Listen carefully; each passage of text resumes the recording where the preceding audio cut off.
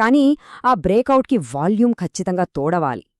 ఒక disciplined trader candle పూర్తిగా close అయ్యే వరకు ఖచ్చితంగా వేచి చూస్తాడు. ఒక డిసిప్లిన్డ్ ఇంట్రాడే కోచ్గా నిఫ్టీ మరియు బ్యాంక్ నిఫ్టీలలో అద్భుతంగా పనిచేసే ఒక మొమెంటం స్ట్రాటజీని ఈరోజు డీకోడ్ చేయడానికి నేను రెడీ. చూడండి, మార్కెట్లో సక్సెస్ అవ్వాలంటే బెస్ట్ స్ట్రాటజీ ఒక్కటే ఉంటే సరిపోదు, ఒక సోల్జర్కు ఉండాల్సినంత డిసిప్లిన్ కూడా కావాలి. ఈరోజు మనం చూడబోయే ప్లేబుక్ కేవలం టెక్నికల్ అనాలిసిస్ మాత్రమే కాదు, ఇది పక్కా మైండ్ సెట్ ట్రైనింగ్. సరే, డైవ్ చేద్దామా? మార్కెట్ అనే యుద్ధభూమిలోకి అడుగుపెట్టే ముందు ప్రతి డిసిప్లిన్డ్ ట్రేడర్ మైండ్లో ముద్రించుకోవలసిన ఫౌండేషనల్ రూల్ ఒకటుంది. అదేమిటంటే కన్సాలిడేషన్, దానికి తోడు ఈఎంఏ క్రాసోవర్, ఆపై బ్రేకౌట్. ఈ మూడు కరెక్ట్గా కలిస్తేనే అది ఒక హై ప్రాబబిలిటీ ట్రేడ్ అవుతుంది. ఈ మూడింట్లో ఏ ఒక్కటి మిస్ అయినా అది ట్రేడింగ్ కాదు, ప్యూర్ గ్యాంబ్లింగ్. ఈ ఫార్ములాను ఒక మంత్రంలాగా గుర్తుంచుకోవాలి. ఓకే, ఈరోజు మనం కవర్ చేయబోయే ఎజెండా ఏంటంటే, first the high probability formula, second bullish సెటప్లో మాస్టరీ, థర్డ్ బేరిష్ సెటప్లో mastery, fourth strict risk management rules, ఫైనల్గా సైడ్వేజ్ మార్కెట్ ట్రాప్స్ని ఎలా అవాయిడ్ చేయాలి. ఇదన్నమాట మన syllabus. Let's start with section 1, the high probability formula. ట్రేడింగ్లో ప్రాఫిట్ రావాలంటే ఫస్ట్ అండ్ ఫార్మోస్ట్ కండిషన్ ఓపిక. ఇక్కడ మనం కన్సాలిడేషన్ అనే కాన్సెప్ట్ని ఒక కాయిల్డ్ స్ప్రింగ్తో లేదా ఒక ప్రెషర్ కుక్కర్తో పోల్చవచ్చు. అంటే బయ్యర్స్ ప్రైస్ని పైకి తీసుకెళ్లాలని, సెల్లర్స్ కిందకు నెట్టాలని గట్టిగా ఫైట్ చేస్తుంటారు. ఇద్దరూ ఒక ఈక్వల్ స్టేజ్కొచ్చినప్పుడు ప్రైస్ ఎటూ వెళ్లకుండా ఒక నారో రేంజ్లోనే ఉండిపోతుంది. అప్పుడు జరిగేదేమిటంటే మార్కెట్ ఎనర్జీ ఒక పవర్ఫుల్ మూవ్ కోసం గట్టిగా కంప్రెస్ అవుతూ ఉంటుంది. ఆ ప్రెషర్ కుక్కర్లో స్టీమ్ అలా బిల్డ్ అవుతోందన్నమాట. ఎనర్జీ బిల్డ్ అవుతోంది, బాగానే ఉంది, కానీ ఆ ప్రెషర్ ఏ డైరెక్షన్లో రిలీజ్ అవుతోంది అది తెలుసుకోవడానికి మనకొక కంపాస్ కావాలి. అవే మన ఎక్స్పోనెన్షియల్ మూవింగ్ యావరేజెస్. 9 EMA అనేది ఫాస్ట్గా రియాక్ట్ అయ్యే ఒక మొమెంటం ట్రాకర్. ప్రైస్ ఎటు వెళ్తే అటు చాలా క్లోజ్గా ఫాలో అవుతోంది. దానికి విరుద్ధంగా 21 EMI అనేది కొంచెం స్లోగా రియాక్ట్ అయ్యే బేస్ లైన్ కంపాస్. ఈ రెండు లైన్స్ ఎటువైపు క్రాస్ అవుతున్నాయో చూస్తే ఆ ప్రెషర్ ఎటువైపు లీడ్ అవుతోందో మనకొక క్లియర్ డైరెక్షన్ తెలిసిపోతుంది. ఆ కంప్రెస్ అయిన స్ప్రింగ్ ఎప్పుడు రిలీజ్ అవుతుంది అనేది ఇక్కడ కీ పాయింట్. కన్సాలిడేషన్ బ్రేక్ అయినప్పుడు ఆ ప్రెషర్ రిలీజ్ అవుతుంది, కానీ ఆ బ్రేకౌట్కి వాల్యూమ్ ఖచ్చితంగా తోడవాలి. వాల్యూమ్ అమాంతం పెరుగుతోంది అంటే అర్థమేంటి? డామినెంట్ సైడ్లో ఉన్నవాళ్లు నిజమైన డబ్బును మార్కెట్లో పెడుతున్నారని అర్థం. ఇది కేవలం ఒక ఫేకౌట్ కాదు, నిజమైన మూవ్ అని చెప్పడానికి వాల్యూమ్ పెరుగుదల అనేది అల్టిమేట్ కన్ఫర్మేషన్. రైట్, ఇప్పుడు సెక్షన్ 2లోకి వెళ్దాం, బుల్లిష్ సెటప్లో మాస్టరీ. థియరీ అర్థమైంది కదా, ఇప్పుడు ప్రాక్టికల్గా ఒక ఫస్ట్ లాంగ్ ట్రేడ్ ఎలా తీసుకోవాలో స్టెప్ బై స్టెప్ చూద్దాం. ఇందులో 4 స్ట్రిక్ట్ స్టెప్స్ ఉంటాయి.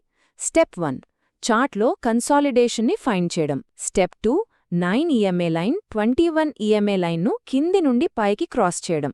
ఇది బులిష్ మొమెంటంకి సిగ్నల్. స్టెప్ 3, రెసిస్టెన్స్ బ్రేక్ అయ్యే వరకు ఓపికగా వెయిట్ చేయడం. అండ్ ఫైనల్గా స్టెప్ 4, బ్రేకౌట్ క్యాండిల్ హై పాయింట్కి పైన బై ఎంట్రీ తీసుకోవడం. ఒక ముఖ్యమైన విషయం, బ్రేకౌట్ ఇచ్చే గ్రీన్ క్యాండిల్ ఖచ్చితంగా రెసిస్టెన్స్ పైనే క్లోజ్ అవ్వాలి. సో ఇక్కడ అత్యంత కీలకమైన పాయింట్ ఏంటంటే, ఒక డిసిప్లిన్డ్ ట్రేడర్ క్యాండిల్ పూర్తిగా క్లోజ్ అయ్యే వరకు ఖచ్చితంగా వేచి చూస్తాడు. చాలామంది ఏంటంటే రెసిస్టెన్స్ లైన్ క్రాస్ అవ్వగానే ఎక్కడా ట్రేడ్ మిస్ అయిపోతామో అన్న ఫోమోతో వెంటనే ఎంటర్ అయిపోతారు. అది చాలా పెద్ద మిస్టేక్. క్యాండిల్ క్లోజ్ అవ్వకుండా ఎంటర్ అయితే అది వెంటనే రివర్స్ అయిపోయి పెద్ద విక్ని క్రియేట్ చేయవచ్చు. అలా ఓపిక లేకపోతే క్యాపిటల్ మొత్తం కాలిపోతుంది.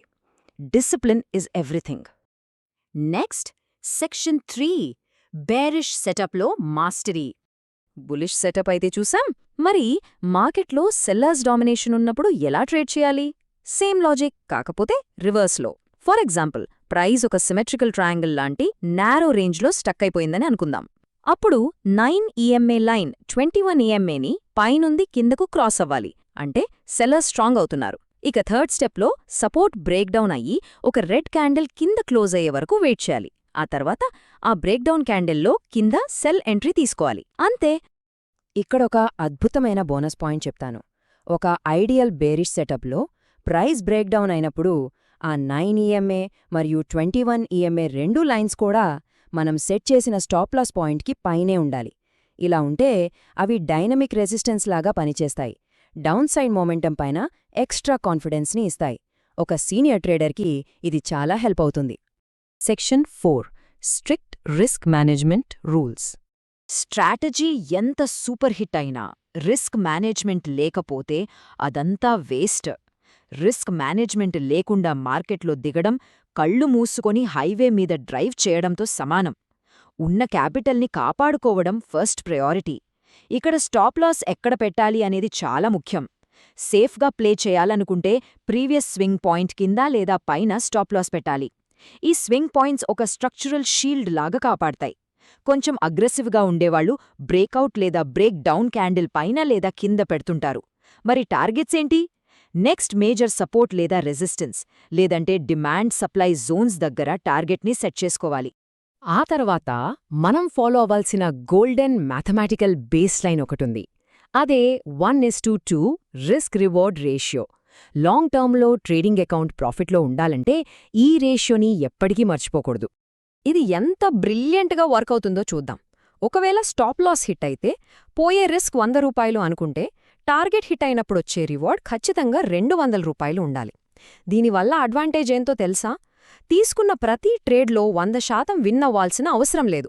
సగం ట్రేడ్స్ ఫెయిల్ అయినా సరే అకౌంట్ గ్రో అవుతూనే ఉంటుంది. ఫైనల్గా సెక్షన్ 5 సైడ్ వేజ్ మార్కెట్ ట్రాప్స్ను అవాయిడ్ చేయడం. అసలు ఎప్పుడు ట్రేడ్ చెయ్యకూడదో, ఎప్పుడు కేవలం అబ్జర్వ్ చేయాలో తెలియడమే ఒక ప్రొఫెషనల్ లక్షణం. ఇక్కడ ప్రతి కొత్త ట్రేడర్కు వచ్చే ఒక ఖరీదైన డౌట్ గురించి మాట్లాడుకుందాం. అదేంటంటే, సర్, ఈఎంఏ లైన్స్ క్రాస్ అవ్వగానే కన్సాలిడేషన్తో సంబంధం లేకుండా ఎందుకు వెంటనే ఎంటర్ అవ్వకూడదు? మంచి ప్రశ్న కదా. దీనికి ఆన్సర్ చాలా సింపుల్. మార్కెట్ ఎప్పుడూ ఒకే ట్రెండ్లో వెళ్లదు. సైడ్ వేస్లో ఉన్నప్పుడు ప్రైస్ పైకి కిందకి మూవ్ అవుతోంది. ఆ టైంలో ఈ 9 ఈఎంఏ 21 ఈఎంఏ లైన్స్ పదే పదే క్రాస్ అవుతూ ఉంటాయి.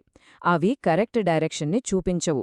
కన్సాలిడేషన్ లేకుండా, ఆ ప్రెషర్ లేకుండా కేవలం ఈ క్రాస్ ఓవర్స్ని బేస్ చేసుకుని ఎంటర్ అయితే అంతే సంగతులు. ఫాల్స్ సిగ్నల్స్తో దారుణంగా ట్రాప్ అయిపోతారు. అందుకే కొన్ని స్ట్రిక్ట్ రెడ్ ఫ్లాగ్స్ని ఐడెంటిఫై చేయాలి. మార్కెట్ చాపీగా సైడ్ వేజ్ మూవ్మెంట్లో ఉన్నప్పుడు ట్రేడ్ జోలికి వెళ్ళకూడదు. ఆ కాయిల్డ్ స్ప్రింగ్ ఎనర్జీ లేకుండా డైరెక్ట్ క్రాస్ ఓవర్ జరిగితే ఎంటర్ అవ్వకూడదు. ఇంకో విషయం ఏంటంటే, ఏదైనా పెద్ద న్యూస్ లేదా ఈవెంట్ వాలటారిటీ ఉన్నప్పుడు టెక్నికల్ ఇండికేటర్స్ అస్సలు పనిచేయవు. అలాంటప్పుడు సైలెంట్గా ఉండటమే సేఫ్. ఫేక్ సిగ్నల్స్లో ఇరుక్కోకుండా ఉండటానికి ఈ చిన్న మంత్రాన్ని ట్రేడింగ్ డెస్క్ పైన రాసి పెట్టుకోవడం మంచిది. క్రాస్ మాత్రమే సరిపోదు, బ్రేకౌట్ కంపల్సరీ. కేవలం లైన్స్ క్రాస్ అయినంత మాత్రాన జంప్ చేయకూడదు. ఆ కుక్కర్లో స్టీమ్ బిల్డ్ అయ్యి అది పర్ఫెక్ట్ వాల్యూమ్తో బ్రేక్ అయ్యే వరకు ఖచ్చితంగా వెయిట్ చేయాల్సిందే. సో, ఈ మొత్తం స్ట్రాటజీని ఒక్క లైన్లో చెప్పాలంటే ఇదే ఫార్ములా. ఫస్టు కన్సాలిడేషన్ని ఫైన్ చేయడం, డైరెక్షన్ కోసం ఈఎంఏ క్రాస్ ఓవర్ చూడటం, ప్రెషర్ రిలీజ్ అవ్వడానికి బ్రేకౌట్ కోసం వెయిట్ చేయడం, కన్ఫర్మేషన్ వచ్చాక ఎంట్రీ, ప్రొటెక్షన్ కోసం స్వింగ్ పాయింట్ దగ్గర స్టాప్ లాస్, అండ్ ఫైనల్గా 1:2 రిస్క్ రివార్డ్ టార్గెట్ని కొట్టడం. ఇదొక complete and perfect rule based playbook. ఇక ముగించే ముందు ఒక్కసారి ఆలోచించండి. కన్సాలిడేషన్ లేని డైరెక్ట్ క్రాస్ ఓవర్ ఒక డేంజరస్ ట్రాప్ అని మనకి అర్థమైంది. మరి నెక్స్ట్ ట్రేడింగ్ సెషన్లో పూర్తి ప్రెషర్తో ఉన్న పర్ఫెక్ట్ కాయిల్డ్ స్ప్రింగ్ సెటప్ కోసమే వెయిట్ చేయడానికి మీ డిసిప్లిన్ని ఏ రేంజ్లో మెయింటైన్ చేయాలి? ఎందుకంటే ట్రేడింగ్లో స్ట్రాటజీల కన్నా మన ఓపిక మరియు డిసిప్లిన్ మాత్రమే లాంగ్ టర్మ్ సక్సెస్ని ఇస్తాయి. ఈ పవర్ఫుల్ డ్యూయల్ ఈఎంఎస్ స్ట్రాటజీతో ఒక పర్ఫెక్ట్ ట్రేడ్ కోసం వెయిట్ చేద్దాం. అంటిల్ మా వద్ద ఉన్న ఎక్కువ విన్ రేట్ మరియు 1:2 రిస్క్ రివార్డ్ రేషియో ఉన్న Nifty option buying strategy ebook కావాలనుకునేవారు మా వాట్సాప్ నంబర్కు పీడీఎఫ్ అని కామెంట్ చేయగలరు.